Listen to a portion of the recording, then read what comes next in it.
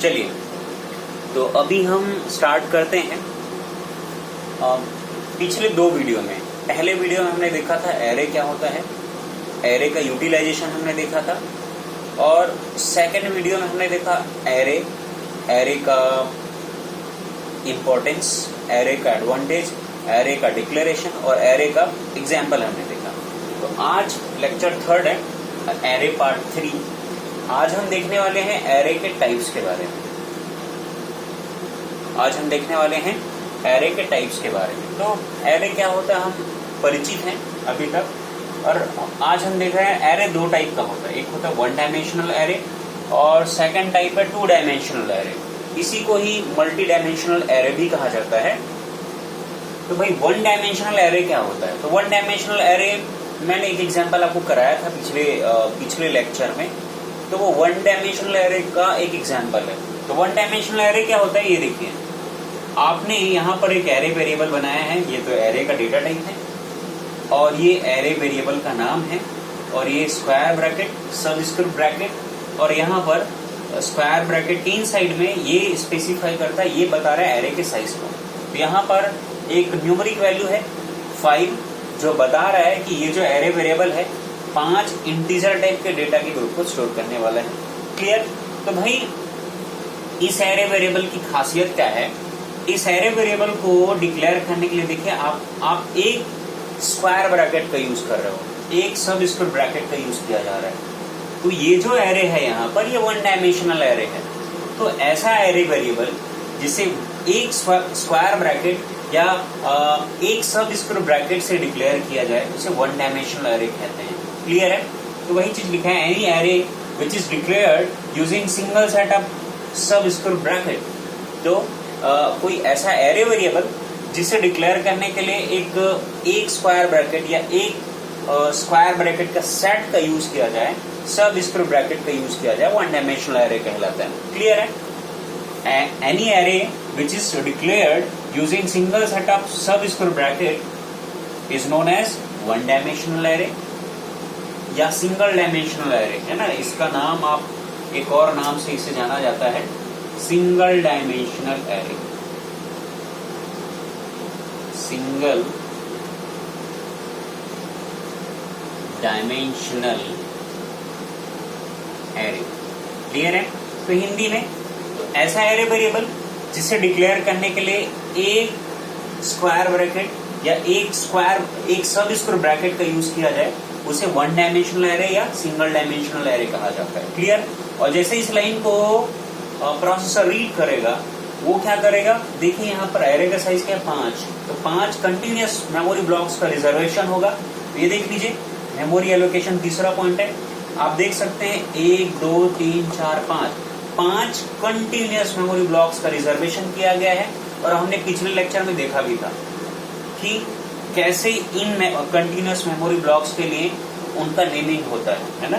तो भाई array variable का नाम n है। तो पहले ब्लॉक का नाम होगा n0, दूसरे ब्लॉक का नाम होगा n1, तीसरे का n2, n3, n4। क्लियर है? तो ये तो था 1 डायमेंशनल एरे। अब देखते हैं 2 डायमेंशनल एरे, है ना। 2 डायमेंशनल एरे जिससे मल्टी डायमेंशनल एरे का एक एग्जांपल है 2 डायमेंशनल एरे। तो आप देख सकते हैं, यहाँ पर देखिए, ये आप एरे वेरिएबल देखिए, ये डिक्लेरेशन है, ये 2 है,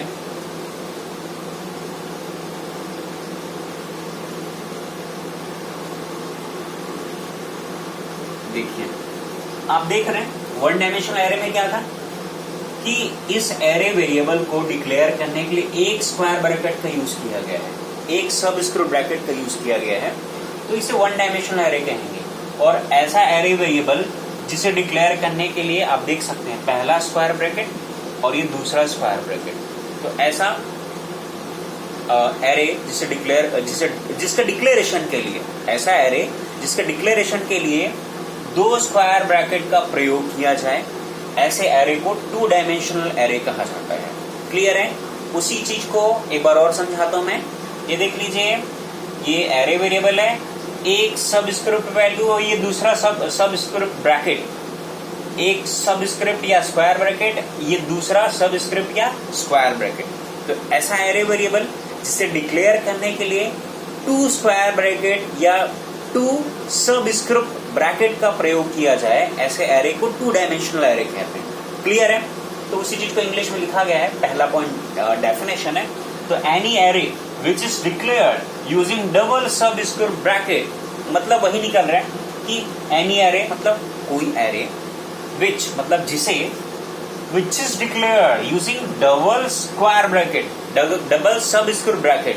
तो ऐसा एरे वेरिएबल जिसे 2 सबस्क्रिप्ट ब्रैकेट के द्वारा डिक्लेयर किया जाए 2 डायमेंशनल एरे कहलाता है। डिक्लेरेशन देख लीजिए। अब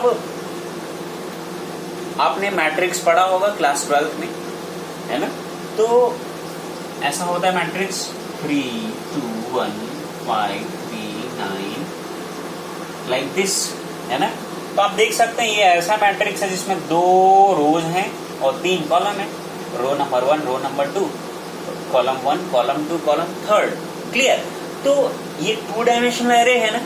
तो ऐसा डेटा का समूह या ऐसा डेटा सेट जिसमें रो और कॉलम होते हैं, उन्हें डिक्लेयर करने के लिए, उन्हें स्टोर करने के लिए 2 डायमेंशनल एरे का प्रयोग किया जाता है। तो आप देखिए यहाँ पहला जो स्क्वायर ब्रैकेट में जो वैल्यू है ना, वो स्पेसिफाई कर रहा है, वो बता रहा है नंबर ऑफ रोज को, और दूसरे स्क्वायर ब्रैकेट में जो न्यूमेरिक वैल्यू है 3, वो बता रहा है नंबर ऑफ कॉलम्स को, नंबर ऑफ कॉलम्स को। तो ये नंबर ऑफ कॉलम्स लिखा है।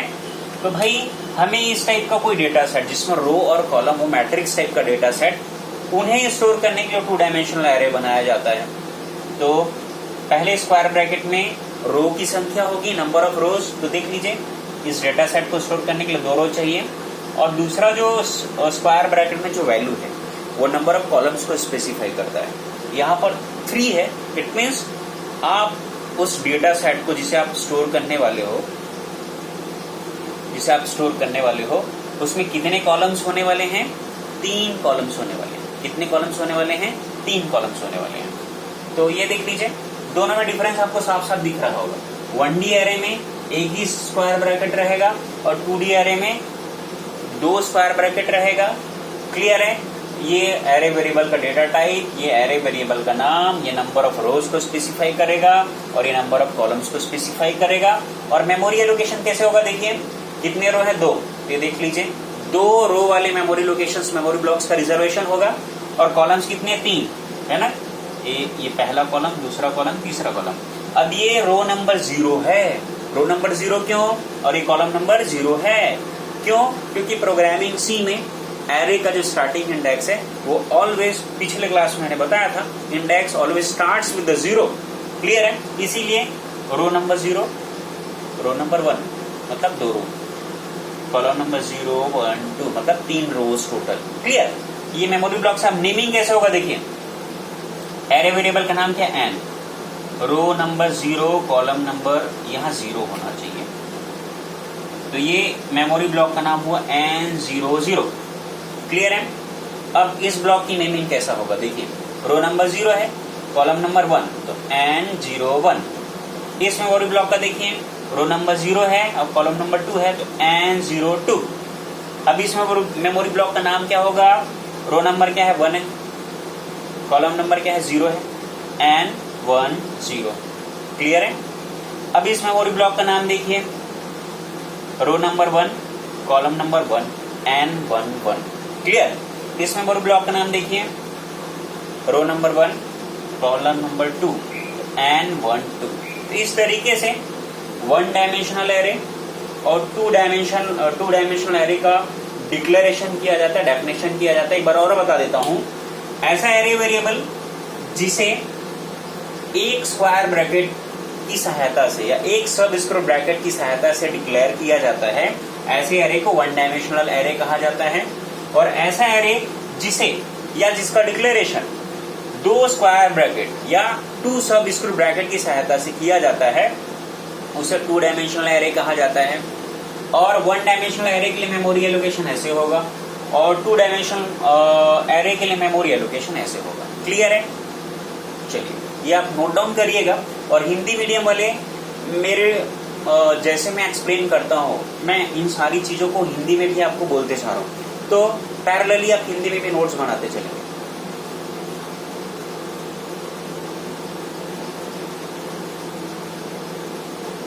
तो एग्जाम में आपको 1 डायमेंशनल एरे, 2 डायमेंशनल एरे होता क्या है और उसके बीच डिफरेंस आता है, तो मैं आपको थोड़े कॉलम वे में लिखा रहा हूं या समझा रहा हूं ताकि आपको यदि डिफरेंस भी है तो वो भी आप लिख पाए।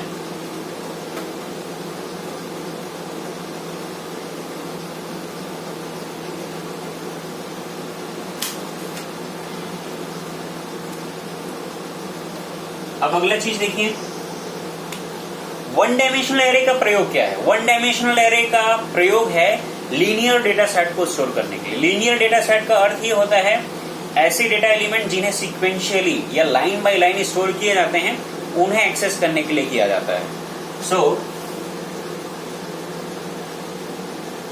1 dimensional array is used to store linear data set of columns।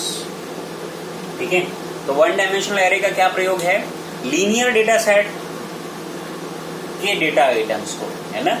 Linear data set का अर्थ ये होता है कि मान लेते हैं ये लगातार मेमोरी ब्लॉक्स हैं, है ना, ये लगातार मेमोरी ब्लॉक्स है और इसमें कुछ डेटा आइटम 10, 20, 30 स्टोर्ड है, तो हम कहेंगे 10, 20, 30 जो है ना ये लीनियर डेटा है। Linear data in the sense उन्हें मेमोरी के कंटिन्यूअस या लगातार मेमोरी ब्लॉक्स में रिजर्व किए गए हैं। तो 1D एरे का क्या प्रयोग है कि लीनियर डेटा सेट को स्टोर करने के लिए। क्लियर है, 1 डायमेंशनल एरे की सहायता से लीनियर डेटा सेट वाले आइटम को स्टोर किया जाता है।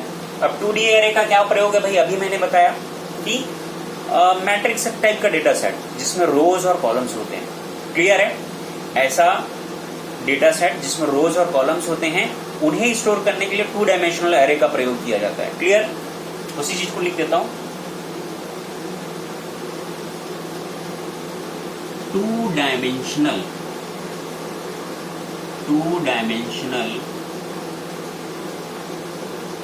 array is used to store the data set having rows and columns। ठीक है, तो 2 डायमेंशनल एरे की सहायता से ऐसा डेटा सेट जिसमें रोज और कॉलम्स होते हैं उन्हें स्टोर किया जाता है। एग्जाम्पल देख लेते हैं कि किस टाइप के डेटा सेट को हम 1D एरे में स्टोर करते हैं और किस टाइप के डेटा सेट को हम 2D एरे में स्टोर करते हैं। तो एग्जाम्पल देख लेते हैं, एज ऑफ 5 स्टूडेंट्स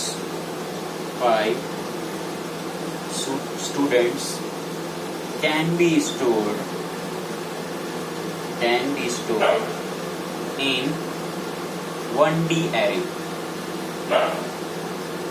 ठीक है, जैसे 5 स्टूडेंट का एज है तो उन्हें आप 1 डायमेंशनल एरे में स्टोर कर सकते हो।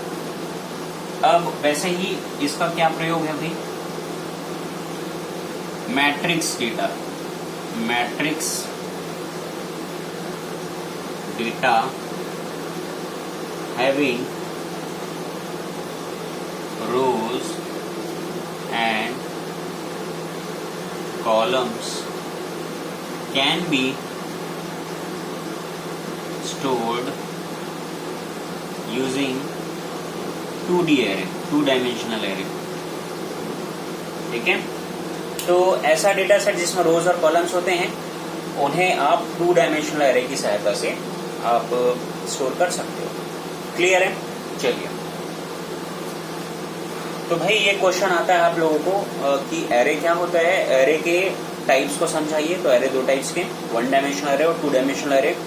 क्लियर, तो 1 डायमेंशनल एरे का मैंने बता दिया, 2 डायमेंशनल एरे का भी आपको थ्योरी ओवरव्यू बता दिया है। अब एक एक टाइप को थोड़ा थॉरोली स्टडी करते हैं, थोड़ा डीप में जाके स्टडी करते हैं।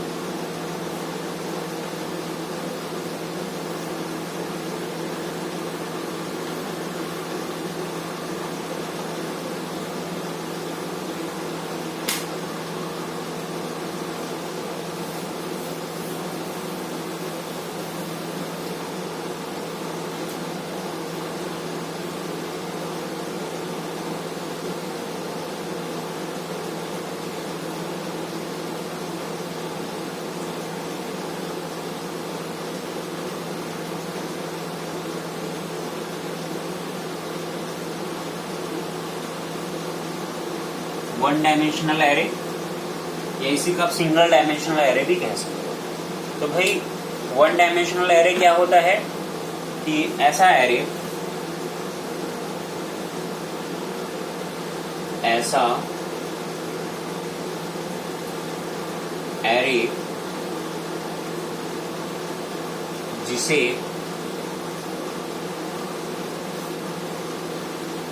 सिंगल स्क्वायर या सबस्क्रिप्ट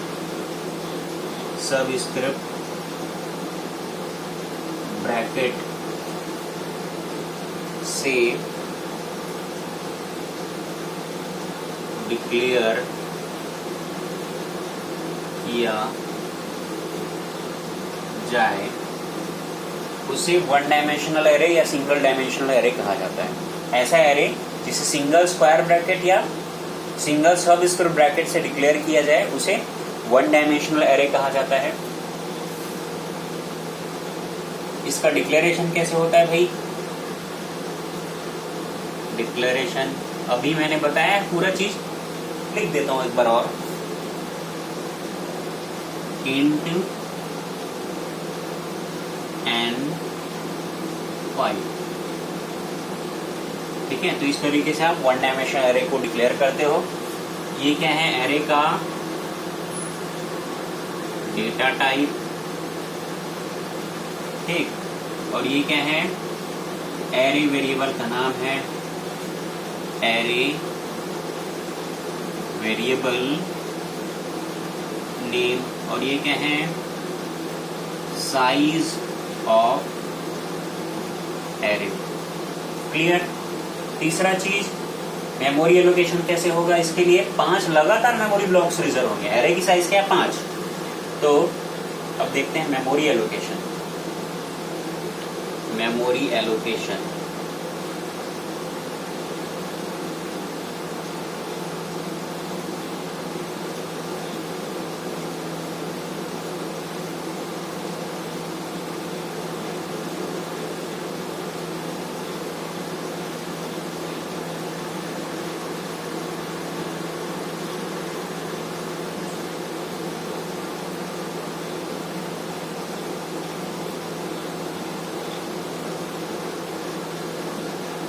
इस तरीके से मेमोरी एलोकेशन होगा। चौथा चीज, वन डायमेंशनल एरे की सहायता से लीनियर डेटा सेट को स्टोर किया जाता है। लीनियर डेटा सेट वाले आइटम को स्टोर किया जाता है। वन डायमेंशनल एरे की सहायता से लीनियर डेटा सेट स्टोर्ड होते हैं, ठीक है। इतना कुछ मैंने अभी और बताया था, लेकिन आप लिख लीजिएगा पूरा, क्योंकि क्वेश्चन आता है वन डायमेंशनल एरे को विथ एग्जांपल समझाइए। ये थ्योरी आप लिखेंगे 1D एरे के बारे में।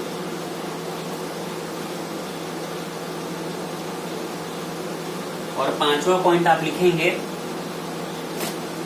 इसका एग्जांपल। तो लिख देंगे आप किसी 5 स्टूडेंट्स के एज को, किसी 5 स्टूडेंट्स के एज को 1D एरे में स्टोर किया जा सकता है। 1D एरे की सहायता से स्टोर किए जा सकते हैं। क्लियर है? तो ये मैंने अभी बताया आप लोगों को। तो वन डायमेंशनल एरे की सहायता से 5 स्टूडेंट्स की एज को आप स्टोर कर सकते हो। क्लियर है? चलिए अब हम लोग इसका एग्जाम्पल देखते हैं।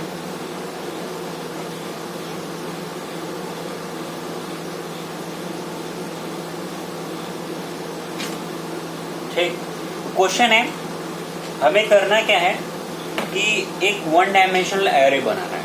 एक वन डायमेंशनल एरे बनाना है और उसकी सहायता से कोई भी 10 नंबर्स, यूजर 10 नंबर इनपुट करेगा और उन 10 नंबर्स को हमें वन डायमेंशनल एरे में स्टोर करना है। क्लियर है? क्वेश्चन क्लियर है? तो क्वेश्चन है हमारा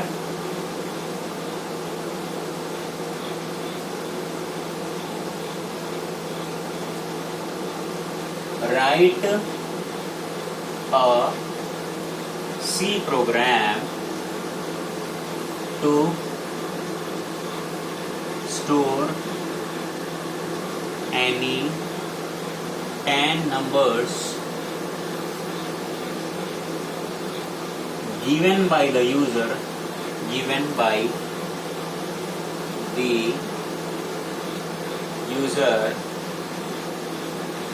using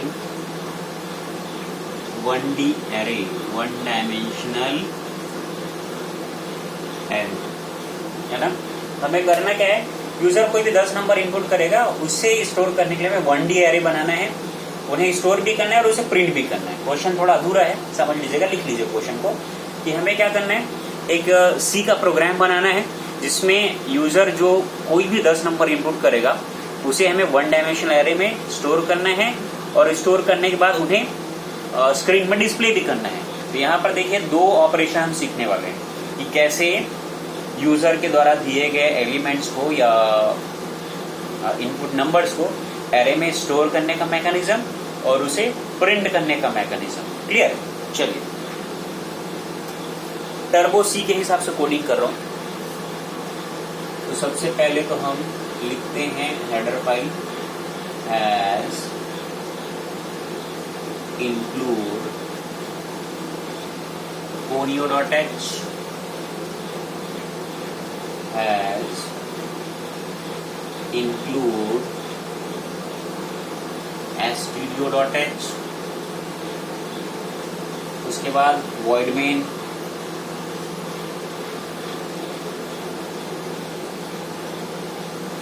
दस नंबर स्टोर करने हैं तो हमें 10 साइज का एरे बनाना होगा।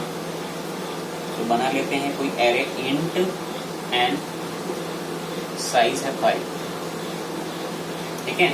अब भैया एरे में पिछले लेक्चर में हमने देखा था, एरे के अगर लोकेशंस को एक्सेस करना है आपको लूप चलाना होगा, है ना। तो लूप चलाने के लिए एक लूपिंग वेरिएबल आई में बना लेता हूं। अब स्क्रीन क्लियर कर लेते हैं। ठीक है। तो जैसे ही इस लाइन को सीपीयू रीड करेगा वो क्या करने वाला है, 5 कंटिन्यूअस ब्लॉक्स,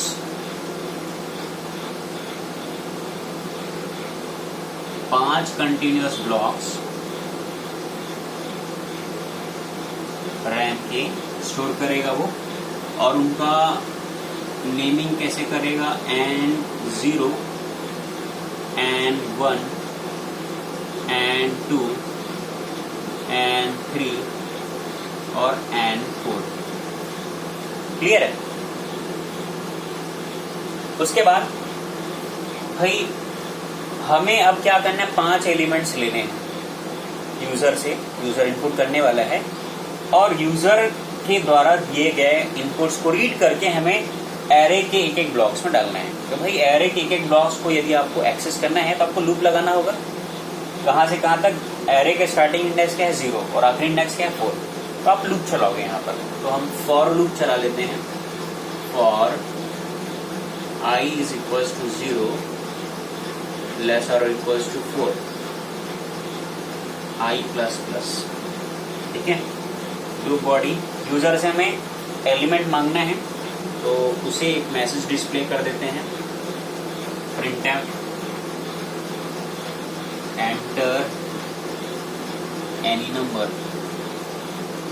ठीक है, उसके बाद भाई यूजर को ये मैसेज दिखेगा, एंटर एनी नंबर, उसके डिस्प्ले स्क्रीन में वो कोई नंबर इनपुट करेगा, है ना। उसे हमें ले जाना है कहाँ पर, एरे में। तो स्टोर करने के लिए स्कैनफ फंक्शन यूज करेंगे। चूंकि इंटीजर एरे है तो डेटा स्पेसिफायर आप यूज करोगे %d और यहाँ लिखोगे n of i। ध्यान दीजिए कि स्क्वायर ब्रैकेट है भाई ये। चलिए ये लूप खत्म। तो देखिए सबसे पहले i की वैल्यू क्या है, 0 है ना, 0 is lesser than 4, condition true, loop body का एग्जीक्यूशन। स्क्रीन में यूजर को मैसेज आएगा कि आप कोई एंटर एनी नंबर, लिखा क्या है, एंटर एनी नंबर। स्क्रीन में है, यूजर मान लो सपोज वो इनपुट करता है 10, तो स्कैनर क्या करेगा, उस 10 को रीड करेगा और एन आई में डालेगा। आई की वैल्यू भी क्या है, 0 है, तो एन 0 में 10 को डाला जाएगा, तो ये हो गया 10। अब यहाँ से प्रोसेसर क्या करेगा, आई की वैल्यू को इंक्रीमेंट करेगा, उसके बाद कंडीशन की चेकिंग होगी, है ना। 0 से 1 हो गया आई की वैल्यू, और 1 is lesser than 4, 1 is lesser than 4, condition again true. फिर लूप बॉडी का प्रोसेसिंग होगा, स्क्रीन में फिर मैसेज आएगा एंटर एनी नंबर। यूजर मान लो सपोज इनपुट करता है 20, तो स्कैनर क्या करेगा, उस 20 इंटीजर डेटा को ni में स्टोर करेगा। आई की वैल्यू क्या हो गया, 1, n 1 में चला जाएगा 20। फिर इंक्रीमेंट होगा, आई की वैल्यू हो जाएगा 2 होगा, है ना, 1 था भाई, 1 से क्या हो गया, 2 हो गया, 2 छोटी है 4 से, अगेन कंडीशन ट्रू। फिर से नंबर इनपुट करेगा यूजर, सपोज 30, फिर इंक्रीमेंटेशन होगा, फिर इनपुट होगा, फिर इंक्रीमेंटेशन होगा, फिर इनपुट होगा।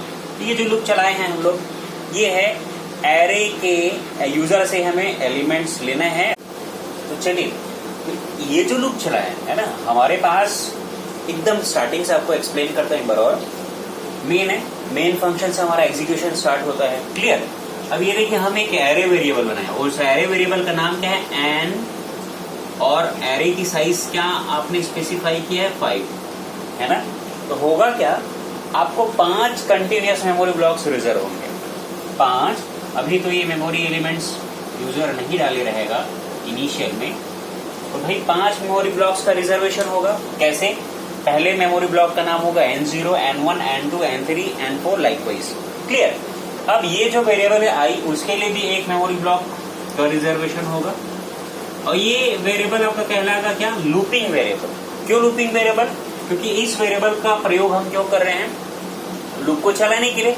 और लूप हम यहाँ क्यों चलाने वाले हैं, क्योंकि हमें एक एक एरे के एक एक मेमोरी ब्लॉक्स के वैल्यूज को एक्सेस करना है, उनमें डेटा एलिमेंट को स्टोर करना है, लोड करना है। दैट इज वाई हम ये लूपिंग वेरिएबल यहाँ डिक्लेयर किए हैं और ये लूप चला रहे हैं।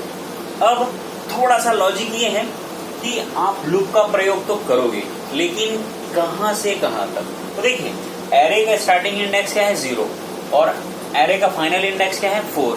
तो आपका लूप जो है, आप लूप चलाओगे 0 से 4 तक। ये बात क्लियर है। अब देखिए ये 0 से 4 हम चलाए क्यों हैं। तो सबसे पहले देखिए आई जो है 0 से इनिशियलाइज होगा, ये लूप का इनिशियलाइजेशन पार्ट है, आई 0 से इनिशियलाइज होगा।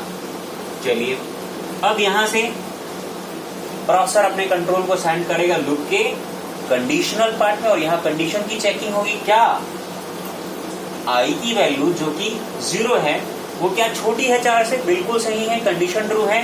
तो लूप बॉडी के अंदर प्रोसेसर जाएगा और लूप बॉडी के अंतर्गत लिखे गए स्टेटमेंट का एग्जीक्यूशन करेगा। अब यहाँ देखिए प्रिंटफ स्टेटमेंट है, प्रिंटफ स्टेटमेंट है, ये मैसेज डिस्प्ले करेगा कहां पर, स्क्रीन में, है ना। ये सपोज आपका स्क्रीन है, क्या मैसेज डिस्प्ले करेगा, enter any number, enter any number. User suppose input करता है 10, तो इस 10 को स्कैनफ फंक्शन के बारे में मैंने आप लोगों को बताया था प्रीवियस क्लास में, और कईयों प्रोग्राम कर लिए हम लोग। स्कैनर क्या करता है, यूजर ने इनपुट दिया तो भाई स्कैनर ये देखो % स्पेसिफाई कर रहा है, प्रोसेसर को ऑर्डर देगा, कमांड देगा कि you have to read 1 integer value. You have to read one integer value, और उस इंटीजर वैल्यू को ले जाना है कहां पर, उसका एड्रेस क्या बनाना है, एन आई, आई का वैल्यू क्या है देखो 0, तो इस 10 को कहां पर इनपुट किया जाना है, कहां पर स्टोर किया जाना है, N0 पर, कहां पर इनपुट किया जाना है, N0 पर। तो चलिए 10 को हम ले जाते हैं N0 पर। अब सीपीयू का कंट्रोल जो है वो इंक्रीमेंटल पार्ट में जाएगा और आई को एक इंक्रीमेंट करेगा, आई की वैल्यू क्या है देखो 0 है, तो ये इंक्रीमेंट होके 1 हो जाएगा। फिर कंडीशन की चेकिंग होगी। अब आई की वैल्यू जो कि 1 है, क्या वो छोटी है 4 से, बिल्कुल कंडीशन ट्रू है ना, आई की वैल्यू एक छोटी है 4 से। फिर से सीपीयू जो है लूप बॉडी का एग्जीक्यूशन करेगा, फिर से स्क्रीन में मैसेज आएगा, क्या, enter any number. User suppose input करता है 20, स्कैनर क्या करेगा, इस 20 को ले जाएगा एनआई में स्टोर करेगा, आई का वैल्यू 1 है, इस दफा 20 कहां जाएगा, एनआई, आई की वैल्यू 1 है, N1 में जाएगा। क्लियर। अब आई का वैल्यू इंक्रीमेंट हो जाएगा, आई का वैल्यू इंक्रीमेंट हो जाएगा, आई में क्या है 1, वो उसमें एक इंक्रीमेंटेशन होगा और ये क्या बन जाएगा 2 हो जाएगा। क्लियर। अब फिर से कंडीशन की चेकिंग, क्या आई की वैल्यू छोटी है 4 से, आई की वैल्यू क्या है 2 है ना 2, और and 2 is lesser than 4, condition again true. फिर से लूप बॉडी का एग्जीक्यूशन, फिर से स्क्रीन में मैसेज आएगा, enter any number. User input करेगा 30 है ना, तो स्कैनर क्या करेगा, इस 30 को ले जाएगा एनआई में डालेगा, आई का वैल्यू क्या है 2, N2 में डालेगा, N2 ये है। फिर लूप घूमेगा, आई में एक इंक्रीमेंटेशन, आई की वैल्यू क्या हो जाएगा 3 होगा। फिर से कंडीशन की चेकिंग, 3 छोटी है 4 से, बिल्कुल छोटी है। फिर प्रोसेसर लूप के अंदर आएगा, फिर स्क्रीन में मैसेज प्रिंट होगा, enter any number. User suppose input करता है 40, तो स्कैनर क्या करेगा, इस 40 को इनपुट कर देगा एनआई में, आई की वैल्यू 3 है, N3 में ले जाया जाएगा किसको, 40 को। क्लियर। फिर आई की वैल्यू इंक्रीमेंट होगा, आई प्लस प्लस मतलब क्या, आई की वैल्यू पर एक का इंक्रीमेंटेशन, आई की वैल्यू क्या थी 3 थी, तो वो इंक्रीमेंट हो जाके क्या हो जाएगा 4। कंडीशन की चेकिंग होगा फिर से, क्या आई की वैल्यू 4 लेसर है 4 से, no, but it is equals to 4 है ना, आई की value that is equals to 4, condition is again becoming true. So loop body का फिर से एग्जीक्यूशन होगा, फिर से स्क्रीन में मैसेज आएगा, enter any number. User suppose input करता है 50, यूजर सपोज इनपुट करता है 50, तो ये 50 को स्कैनर कहां ले जाएगा, अगेन एनआई में, आई की वैल्यू 4 है, ये 50 यहां आ गया। तो चलिए ये लूप दौड़ा, सॉरी ये लूप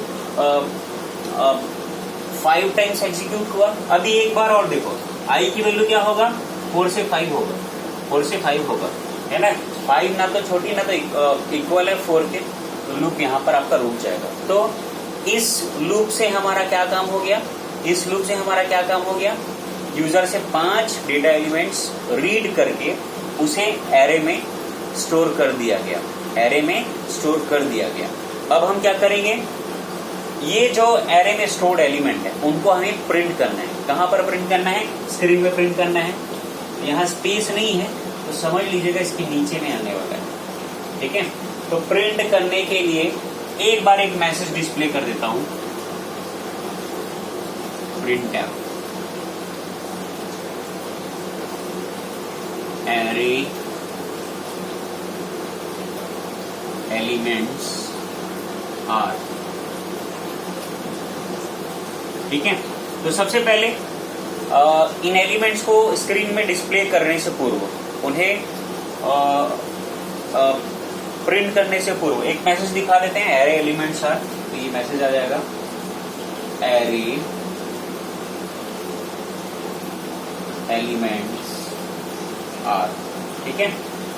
स्लैश एन नए लाइन में प्रिंट करेगा।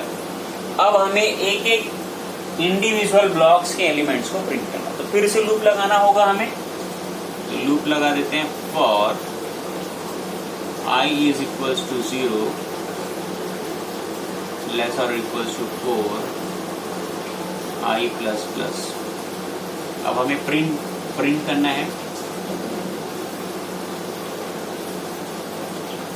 किसे प्रिंट करना है, उस इंटीजर वैल्यू को फिर 4 स्पेस दे देंगे जो किसमें है, n ऑफ i में, n ऑफ i में। लूप यहाँ खत्म।